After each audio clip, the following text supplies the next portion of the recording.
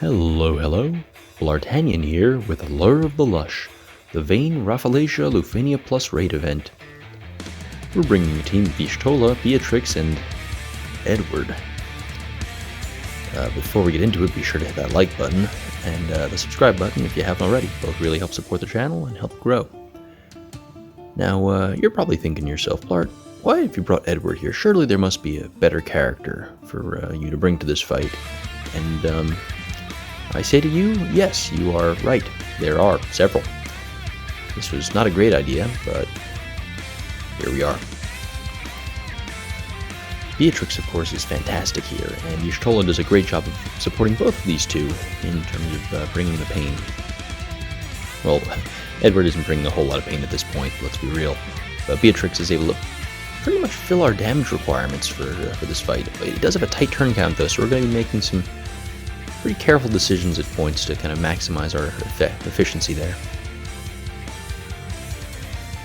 Damn, that was 500,000 damage. Off that LD, that was pretty dope. I've gushed already about how awesome Beatrix is nowadays, but actually check this out. Edward hitting for nearly 300,000 damage with his EX. The HP damage up is potent stuff. So the general idea with this team is it's a battery team. We've seen many like it. Y'shtola enables such things really well. Beatrix, with her follow-up, is able to keep the team batteried. Edward honestly doesn't bring as much to this team as someone like maybe I saw a Rosa clear with Beatrix and Y'shtola, which actually was very impressive looking to me. I'm sure that would have been a really cool team to bring. I brought Edward here mostly because I enjoy using him. He's actually at this point a bit of a detriment because I used his LD there to apply sleep, specifically to refresh his LD buff so I don't need to worry about it later in the fight. The downside of this is because they're sleeping, we aren't getting Beatrix counters, so it's actually kind of hurting our DPS. Scary battery notification there, let's not think about that right now. There we go, these guys have delayed themselves, that's all fine and dandy. The nice thing about sleep, at the very least, is that we can use it to time a nice Holy Knight safeguard that should, in an ideal world, prevent both of these alt attacks, although I don't think it's going to quite shake out that way. You'll notice we're trying to drop our HP damage up calls, Gabranth and Kursami, before they go below 80%. I was also spamming sleep or hide with Edward. Basically, before the orb gets here, I want to try to get as much of these kind of free turn things out of the way, because otherwise that orb can get real scary. Our only real re-breaking in this, beside the Beatrix counters, is Y'shtola's LD, so we're, we're doing our best, but it can get pretty scary. Using that Y'shtola Burst Plus right before they hit 80% to try to maximize its damage on the finisher. Figure they're about to get big reductions, we might as well hit them as hard as we can before it gets to that point. And now we're going to be riding that BT effect as Edward putting out 200k from a Bard Song. That's pretty solid. There's a lot of HP damage up on the field right now, and Edward has pretty impressive max Brave. So, yeah, there we go. That's some good damage. We're rolling now. We're cooking. Normally Beatrix's EX isn't a fun button, but look at that. Another 500k off it. Battery teams, man.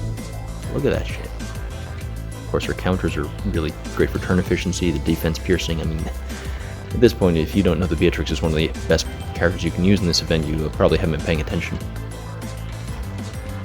I'm mostly going to be, you're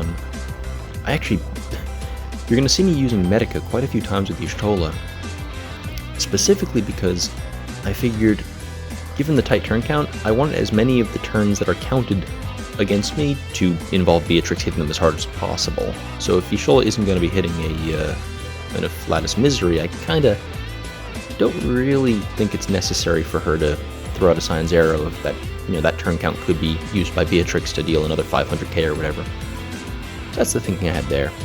Dealing 300k with an EX, Edward providing some reasonable damage.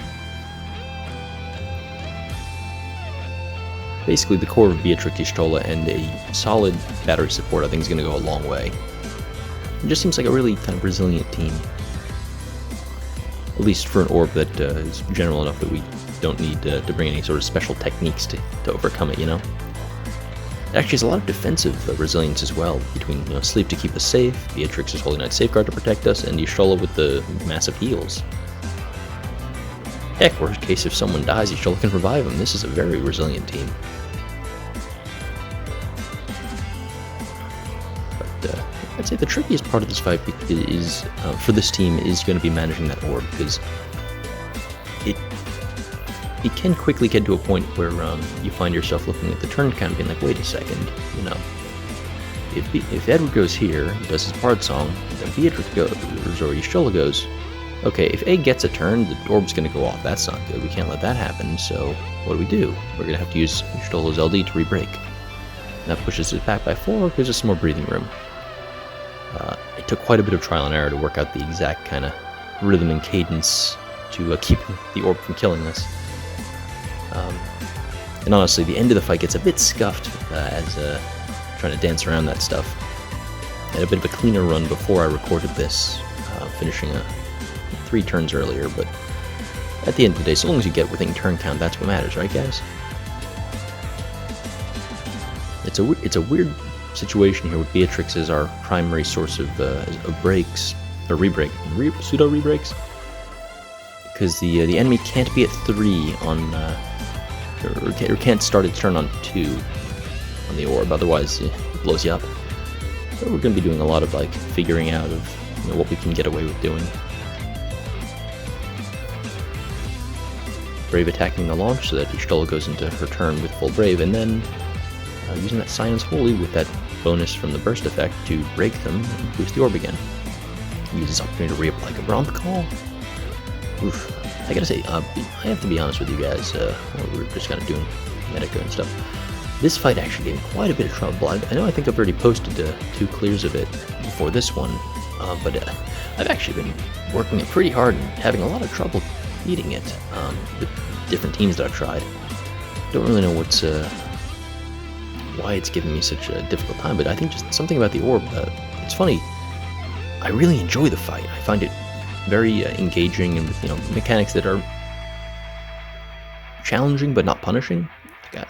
But for some reason, right around this part in the fight, in many of my runs, it suddenly doesn't go well. Busting a quick bit of tech here, you'll notice B had even Brave, so I was able to use Brave to Death to break it, and then use Strago's LD call to get the re-break, taking advantage of yet another of my favorite blue units. Now we're bringing the Ace Friend. At this point, we're 40 out of 50 turns in, so and they're at just under 40% health. But that's kind of awkward, We've spent most of the fight, it feels like, getting to this point, and we are almost out of turns, so we're going to have to make these last 10 turns count. We'll have to be making great use of Beatrix and whatnot. Hopping into the burst because I realized that, once again, the orb is in a very dangerous spot. So we're going to go ahead and start with Silence Holy there, get a nice little re-break. And ideally, we're going to be able to get a second one just to maximize that orb situation. I was really hoping I could get this burst phase once Ace's traps and burst effect were set up, but as you saw, I was just getting to a bit of an untenable position. So this is going to be a bit of a sad burst phase, but oof. Yeah, that's rough, buddy. Go ahead and get those trap cards activated, so they're going to start ticking. The trick with Ace Friend is you don't want him to leave the field before those traps have kind of expired as much as possible, because once he's gone, they stop doing damage, and then what's the point, But while he's on the field, my goodness. At this point, we have 6 turns to go, and we have to delete a third of their health. It's taken us 2/3. It's taken us nearly the entire fight to get 2/3 of the way through, so let's see if we can pull off this last bit.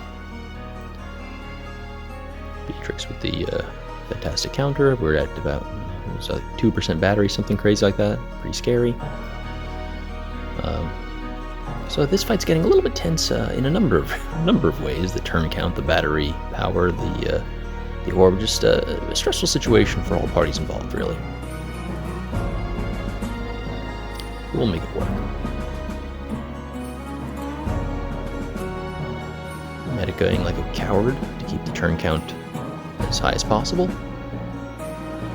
or low as possible, to avoid affecting the turn count. You know what I mean. We have a pair of all attacks coming out, but it's okay. Beatrix has her Holy Knight Safeguard up. We are safe. Thank you, Beatrix. So at this point, I think it's about time to cut loose, because Ace is going to be going very soon, so... I mean, with 3 turns to go, if it's not time to cut loose now, when is it, you know? Beatrix with another tremendously powerful EX, even this late in the game.